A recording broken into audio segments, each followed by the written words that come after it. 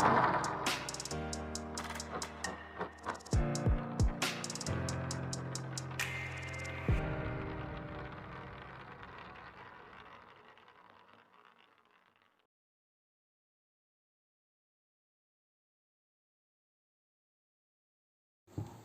good morning everyone.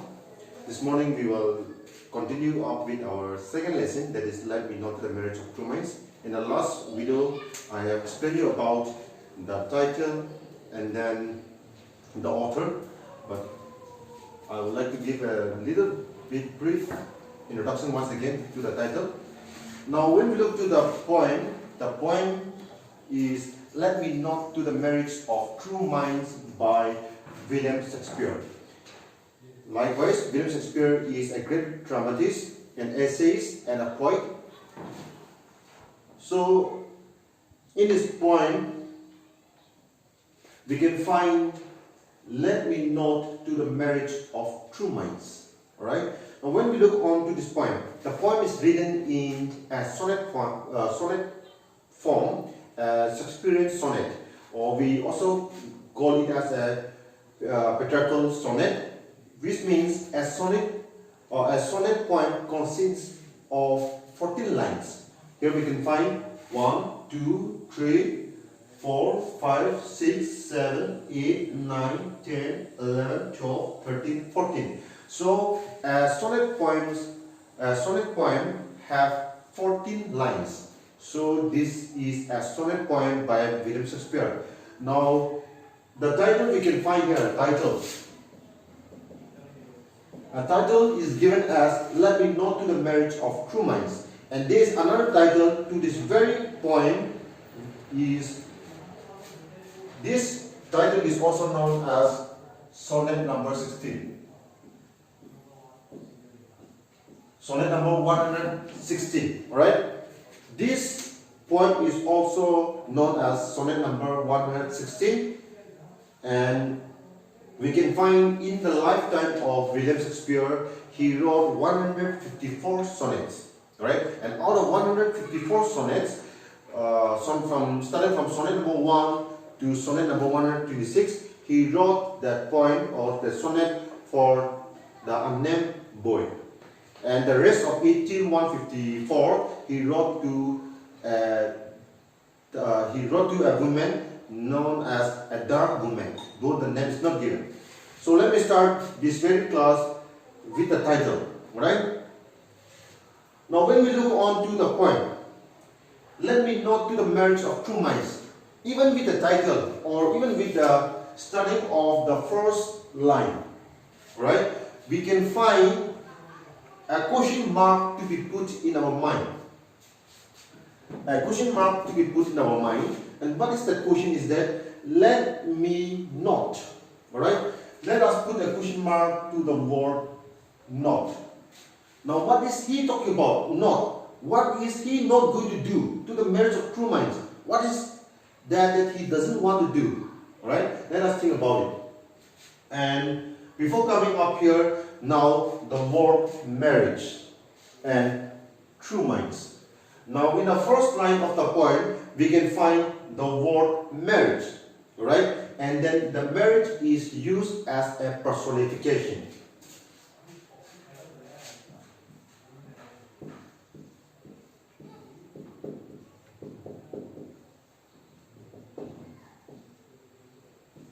Right? The word marriage is used as a personification. Now when I say personification, personification means giving the human character, right? Giving the human character to the non-living. That is what we can find. Marriage is not a human being, but yet the character of the human being is given as of true minds, like an alive character, like a living character. So the marriage, we can find it as a personification. Now when we look to the word true minds, we can find that true minds is used as a metaphor. Right? True minds is a metaphor. Now when I say metaphor means a comparison. Alright? One thing is used in order to explain about something else. And now true minds is used as a metaphor, and the metaphor of the true minds means the metaphor for the true minds is true love. Alright? Instead of true love, the poet have given us and true minds. Amid impediments, I repeat, let me note to the marriage of true minds, amid impediments, love is not love. In the first two lines, we can find, let me note, he's giving a question mark in our mind, explaining us, let me note. So let us study what is it that he doesn't want to do to the marriage of true minds. Alright? Now when I talk about, let me note to the marriage of true minds, which means to say that he doesn't want to admit impediments. When we look to the word admit impediments, alright, impediments means, the meaning of impediment means obstacle.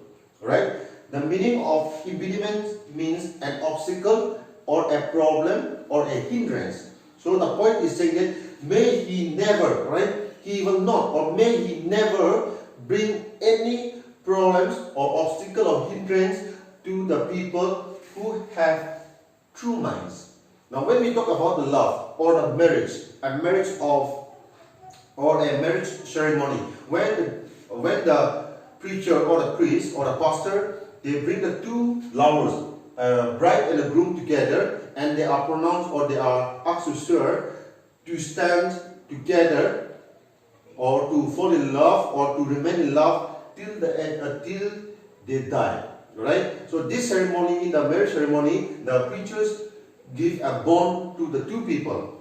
And how can that happen? How can that bond can happen is that when the two people, alright, the two people hearts and the two people minds are brought together, when the true minds or when the two people minds have the willingness to accept each other hearts, alright, when I said a bit impediments means when the two people are ready to be forever, they are to be married forever for the lifetime, even admitting, alright, even accepting the hindrance, right, even accepting the hindrance or the obstacles in their life, and if they can get through together to it, he's saying that if the two lovers can get together with the hindrance or with the obstacle, then that is the marriage of a true mind or a true love. Right? That is the marriage of the true love. And he's saying that, let me not. He is not going to bring any obstacle between the two lovers. When the two lovers are in willingness of the two minds and the willingness and the acceptance of the two hearts, even in the midst of a problem, then it is love. But if they accept the problems, right? If they accept the obstacle, if they are not willing, if the two minds are not willing together, then it is not love. Right? Love is not love. What according to the point or according to William Shakespeare, what is not love? According to William Shakespeare, love is not love when the two people finds the problems and then they don't merge together to solve the problem, then it is not true love. That is what he talks about. Not, the question not can be erased now, and the not is that may he not bring any hindrance or obstacle between the two minds or between the two people or between the two hearts of the people, and then love also, love too cannot be destroyed or cannot be separated or cannot be brought into a disaster if the two people agreed. The marriage, when the two people agreed, the marriage happened only when the two families or the two lovers, they agree to merge their life together for the whole life. Then only the true love can occur. Therefore, he doesn't want to bring any obstacle between the two lovers or distractions so that it can remain as a true love. So that is what the title suggests. It is very important. Now, let me explain you before starting or before continuing up with the whole lessons. Let me tell you the rhyme scheme in this point. Alright? We can find William Shakespeare always have a format of writing the sonnet with a rhyme scheme. Now, when I talk about the rhyme scheme means it is a rhythm. Alright? The rhythm that we can find. When we sing a song, we have a note. Alright, in the same way, there is a notation out here, and the notation out here can be, or the rhyme scheme out here in the poem is A, B, C, D, C, D, E, F, and G, G. So the rhyme scheme out here in a poem is A, B, C, D, E, F, G, G. Right? Like the ending, how do we find or how do we solve the rhyme scheme of a poem is such that we have to look out to the last word of a line. Now in the last word of a first line is minds, M-I-N-D-S, minds, right? Therefore the very first line will always be used the alphabet of A. Now in the second line we can find love. So when we look back, minds and love is different. The ending pronunciations of the two lines is different. Therefore, the second rhyme scheme of the poem will be B. Now, when we look back to the first line of the last word is minds, and the last word of the third line is finds. So the ending of the wording have the same pronunciation as minds and finds. Therefore, it has the same rhyme scheme. Therefore, we put A. Likewise, the second line is love, and the fourth line of a poem or the quatrain, first quatrain is remove love. So it has the same ending sound. Therefore, we use the rhyme scheme as B. Therefore, in the first quatrain, the first four lines, we can find the rhyme scheme as A, B. And in the second quatrain, we can find the rhyme scheme as CD. And in the third quatrain, we can find it as EF. And in the last two couplets, we can find the rhyme scheme as G. Alright, this is the rhyme scheme of the poem.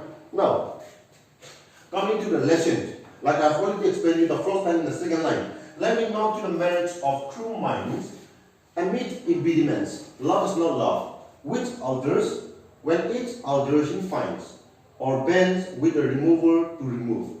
Oh no, it is an ever-fixed mark that looks on tempest and is never second. It is the star to every wandering bark, whose words are known, although his height can be taken. Love's not times full, though rosy lips and cheeks, within his bending sickles compass come.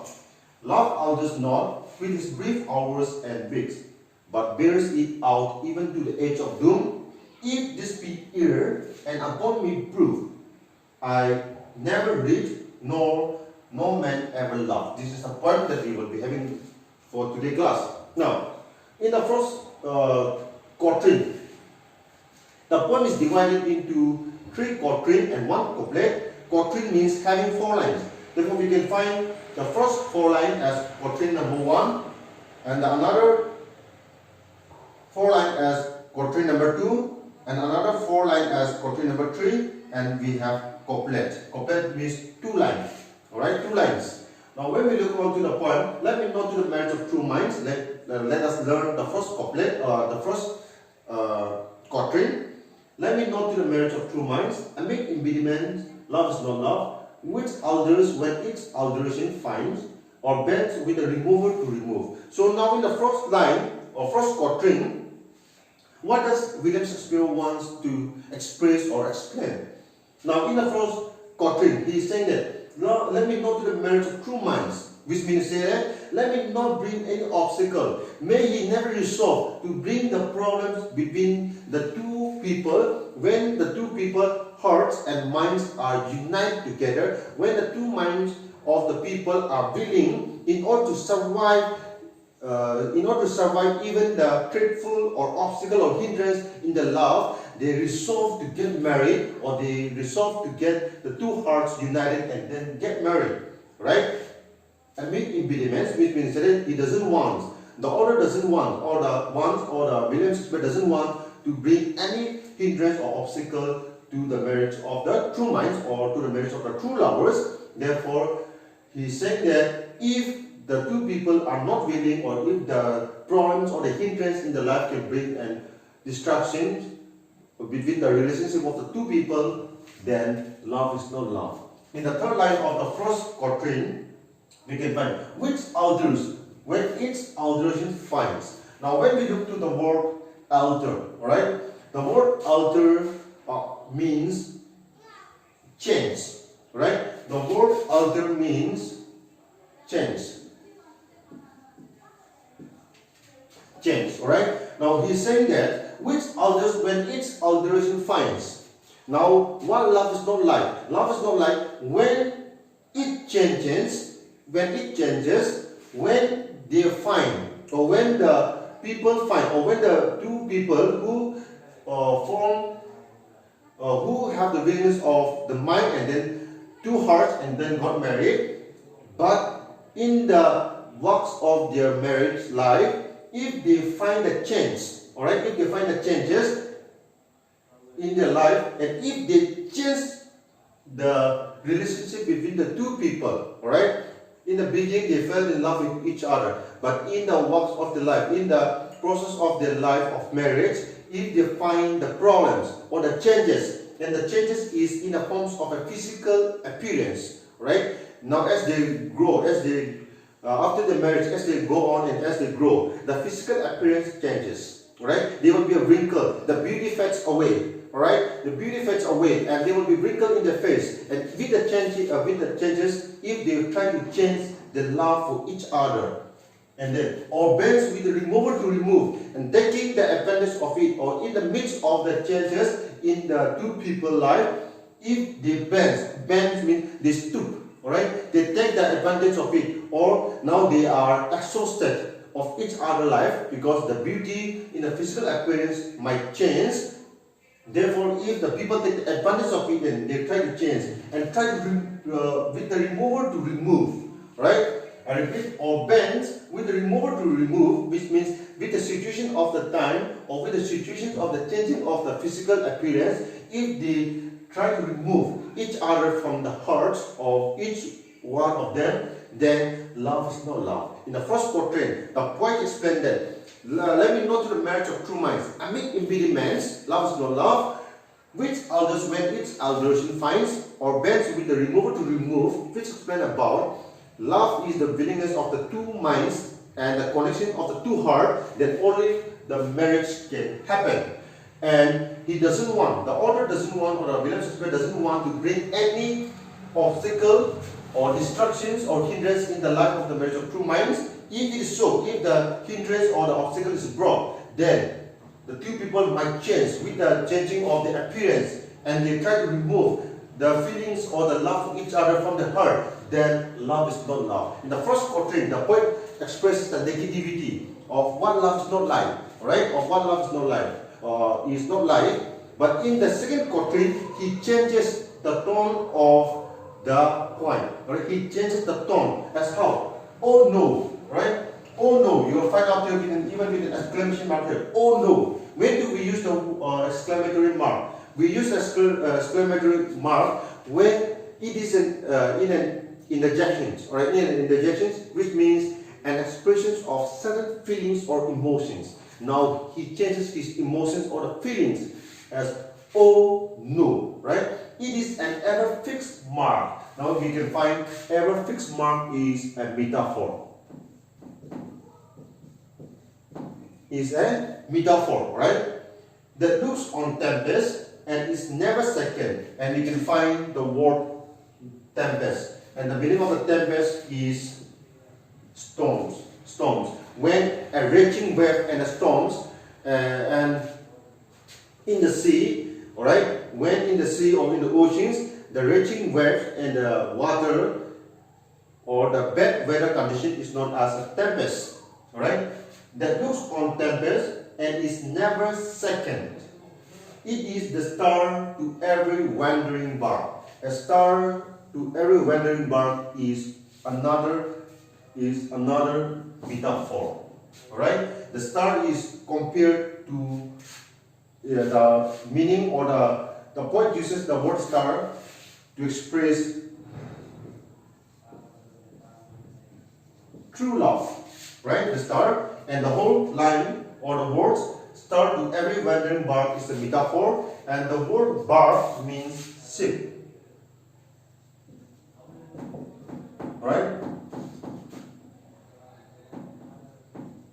The poet uses the word bark in order to express the meaning of a ship. Now, whose words are known, although his height can be taken. Now, there is a positivity in the same quatrain, 4 lines, and it explains it as, oh no, it is an ever fixed mark. He is saying that the true loves, alright, the true loves or the marriage of the true minds between the two people is nothing more than an ever fixed mark. Now, when I say ever fixed mark, it talks about something that cannot be removed or something that cannot be changed. Alright? When the two marriage happens. Now, if the a marriage of the true minds happens between the two people, it cannot be altered, it cannot be changed, because it is ever fixed. Alright? During the time of marriage ceremony, I have already explained about it. During the time of the marriage ceremony, the priest make a bond between the two people, that even in the time of the hard times, even in the happy time or peace time, they will be together with each other. In the same way, it is not, it cannot be removed or it cannot be moved from one place to another. That looks on tempest and is never second. Right? That looks to tempest, and the tempest is also a metaphor. And what is the metaphor of it? The problems. Alright? And the meaning of the tempest is the storms. And what is the storm being compared to? The storm is being compared, or the tempest is being compared to the problems that they faces in the walks of their life. Alright? And he's saying that even in the walks of their life, there will be a problem, there will be a tempest, there will be a storms, there will be a hindrance or an obstacle, but it is an ever fixed mark. It doesn't move. Right? It doesn't move. We put up the pillars or the foundation to build a building. During the time of the earthquake, during the time of the natural calamities, during the time of harsh wind and cyclone, when the foundation is strong, the building is not moved.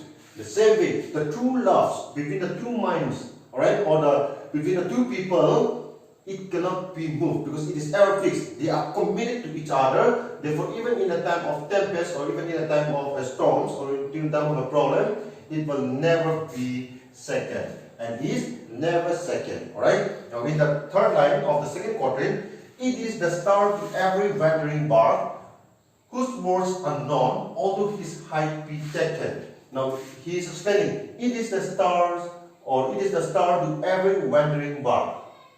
It is a star. Instead of it, the true love is like a star. Now, when we find this one, we can also find it as a metaphor. Alright? Metaphor of what? The star is being compared to what? A true love. A true love. Alright?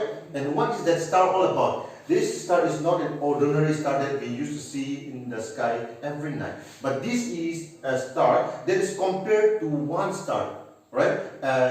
Not a north star or a north pole star, which we find in the morning. We are the star that never changes the positions. Every night the same stars appears in the same place. And during the time of the ancient time, before the GPS system came into being, they look to the star, right? They look to the star. Even in a Bible, we will find the wise men, right? The 3 wise men or Magi. They found out the way, or they find the way in order to reach the place where Jesus Christ was born. So they were directed by the stars. In the same way, when the two lovers, or when the people are having in a true love, when they find the problems, they are guided. Alright? They are guided to every wandering bark. To every wandering bark. Bark means ship. Like those days, when the sailors lost their way on the sea, then they try to navigate their way out by looking to the very star, a Venus, right? A morning star or a Venus or a North Pole star. They look to it and they find out the way. In the same way, true love is like an ever fixed mark. When even the tempest comes, when the storms come, the obstacle comes, But their true love, their connection, or the willingness of their two minds and the connection bond shared by the two people is like a star. They are not second, they cannot be removed because it is a fixed mark. And this wandering bark refers to the lost or the people or the lovers, those who are drifted apart, like the wandering ship. The ship got lost in the sea, but they find out, how do they find out the way back home? They look to the star, a morning star, Venus, or the full star. Therefore, true love is like a star. And how the star is like, whose words are known, although his height can be taken. Now, when we look on it, during the time of the old time before the GPS system or navigating system was not there, right now, how we are using. But those days, they used to navigate through the using of the stars in order to find out the way. In the same way, those people, right, whose words are known. Now the star, that they find out the star, right, when they lost their way out, when the sailor lost their way out to every wandering barkmanship. Now what they do is that they try to find out star and then they navigate. Therefore, the words of the star is unknown. Right? Though the heights, although its height can be taken, although the heights of the star could be measured, right? The distance of it could be measured. For example, like we just said that. For example, we said that how far is your place? It's very far. Now I can just express by saying very far. But what is the distance away of it? In what way do we emphasize the distance? By using or by stressing as very far. This is how we are stressing. Which means that words unknown, right? They express that by saying very far, we never know the distance of it. But when we try to measure the distance, we can take the measures of it. The same way, true love is like a torch. Alright? We can also find it ever fixed mark. Can be even also compared back to the lighthouse. Right? The lighthouse is built near the shore, so that when the wandering bark or when the sailors get lost, they look to the lighthouse and then they can find a way. Like the lighthouse, when the raging or the tempest or the storms comes and the raging waves comes, still it is not second. Even like the lighthouse, right? And it is like a star to navigate for the lost. Every wandering bark for the lost sailor, and the lost sailor is being compared back as a metaphor to the lovers, or the lovers, those who are drifted apart, those who surrender themselves because of the problems, because of the tempest, because of the storms, because of the obstacle. They find and they look out for a star or to the lighthouse, and what we can find is that when we look to the star, how happy would it be in order to navigate back ourselves? So its words is unknown. Though the heights of the star could be taken. Therefore, this will be the end of our class.